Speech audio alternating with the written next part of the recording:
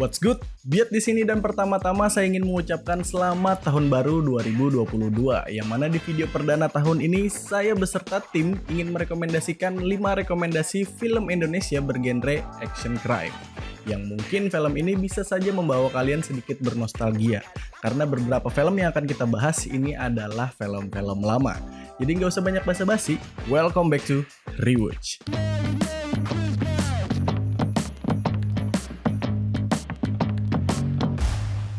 Yang pertama ada Merantau. Film ini mengambil latar belakang suku adat Minangkabau yang menurut kebiasaan adatnya ketika seorang anak laki-laki ini tumbuh maka ia harus pergi merantau guna mencari jati diri ataupun pengalaman hidup.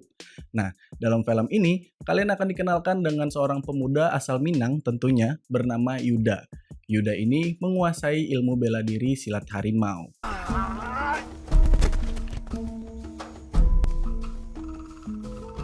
Yang mana karena kebiasaan adat tersebut, Yuda ini memutuskan untuk merantau dan pergi ke Jakarta.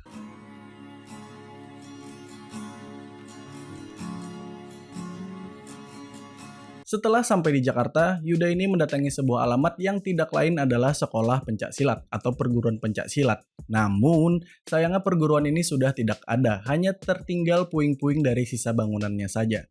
Dan tidak hanya itu, selama di Jakarta, Yuda ini juga terlibat masalah dengan sekelompok mafia.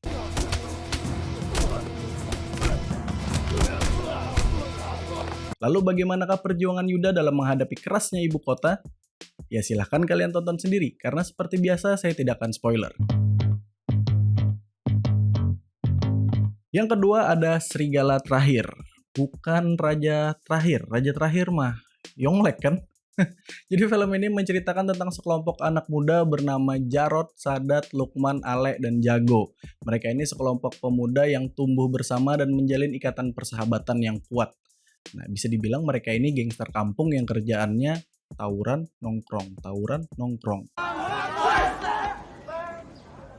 Lu kenapa sih lu? Hah? Emang ini jalan punya nenek moyang lu? Hah? Masalah emang gue ya?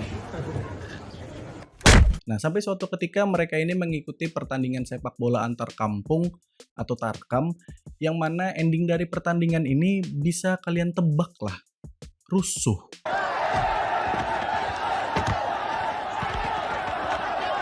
Dalam kerusuhan tersebut, si Ale yang notabene adalah ketua dari kelompok geng kampung ini itu nyaris ditikam dengan pisau. Nah, si Jarot yang melihat kejadian ini pun sontak mengambil batu dan memukul orang yang ingin menikam Ale itu hingga tewas. Kejadian ini berujung Jarot di penjara. Nah, saat Jarot ini di penjara, kalian akan ditunjukkan bagaimana sisi gelap di balik dunia tahanan. Yang mana Jarot ini sering mendapatkan diskriminasi juga pelecehan seksual dari narapidana lain.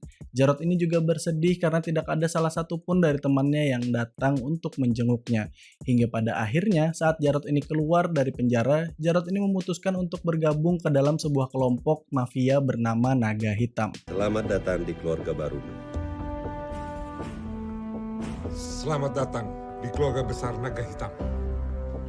Kita tahu kegiatan mafia tidak jauh dari hal yang berbau ilegal. Hal ini yang memicu bentrok antara Jarot dan teman di masa lampaunya. Jadi bagaimanakah hubungan Jarot dan teman-temannya di masa lalu? Ya silahkan kalian tonton sendiri. Kita lanjut. Yang ketiga ada Killers. Killers ini menceritakan tentang Nomura, seorang eksekutif muda Jepang yang sukses namun memiliki kegemaran membunuh dan menyebarkan video pembunuhannya itu melalui jejaring sosial.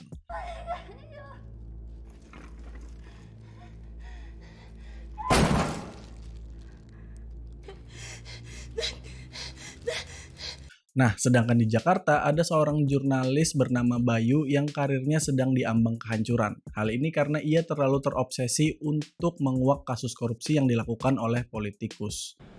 Kamu berusaha menghancurkan nama besar saya. Tapi gagal. Sia-sia. Saat hidupnya Bayu ini dipenuhi dengan masalah, ia melihat salah satu video unggahannya Nomura. Singkatnya, Bayu ini merasa terinspirasi dan ingin melakukan hal yang sama. Dari sini, Bayu membentuk karakternya sebagai pembunuh berantai atas nama keadilan, lalu mengupload video pembunuhannya melalui internet.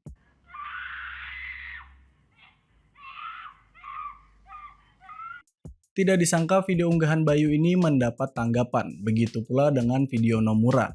Hingga pada akhirnya mereka ini terhubung melalui internet, dan dari sini hubungan Nomura dengan Bayu ini menjadi semakin rumit. Hingga pada akhirnya Nomura memutuskan untuk pergi menemui Bayu. Apakah mereka ini akan saling bunuh atau mereka ini akan bekerja sama untuk melakukan pembunuhan? Ya silahkan kalian tonton sendiri. Kita lanjut. Yang keempat ada The Night for Us. Film ini menceritakan tentang Ito, salah satu dari 6 orang yang tergabung dalam kelompok Siksis dari organisasi mafia bernama Triad di wilayah Asia Tenggara. Suatu hari Ito ini berhasil membantai sebuah desa di pesisir pantai dikarenakan ada warga dari desa tersebut yang mencuri obat-obatan milik Triad. Nah, namun ketika Ito ini melihat korban terakhirnya adalah seorang gadis kecil, Ito ini mengurungkan niatnya untuk membunuh.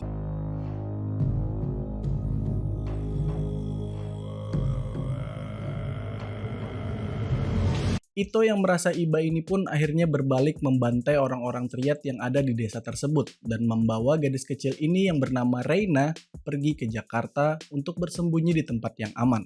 Lalu bagaimanakah nasib Ito dan Reina ke depan? Ya silahkan kalian tonton sendiri. Kita lanjut. Yang kelima atau yang terakhir, ya kalian pasti udah tahu lah. The Raid. Film ini mengambil latar belakang sebuah daerah kumuh di Jakarta, tepatnya sebuah apartemen terbengkalai yang kemudian dialihfungsikan oleh sindikat gembong narkoba. Nah, dikarenakan apartemen ini terbengkalai, akhirnya segala kegiatan jual beli obat dari sindikat narkoba tersebut berjalan dengan lancar.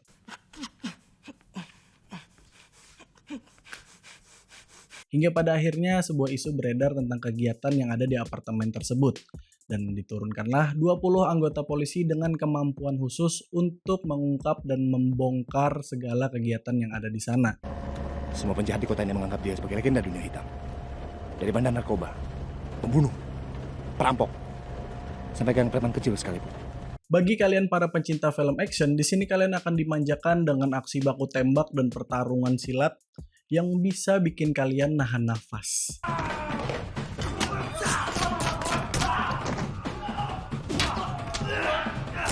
Sedikit spoiler tentang film The Raid ini, gak apa-apa ya, kali ini aja. Ending dari film The Raid ini kalian akan diberikan sedikit sentuhan plot twist yang bikin kalian ya, jadi itu dia tadi 5 rekomendasi film Indonesia bertemakan action crime pilihan saya dan tim Rewatch kali ini. Buat kalian yang sudah nonton atau mau request, silahkan langsung kita ke kolom komentar. Dan buat kalian yang belum nonton tapi penasaran, silahkan download dan tonton dulu. Jangan lupa untuk like, comment, share, and subscribe. Kita bertemu di kesempatan yang lain dengan pembahasan yang berbeda. Saya Abiat, see you next time. Fox God bless you. Bye.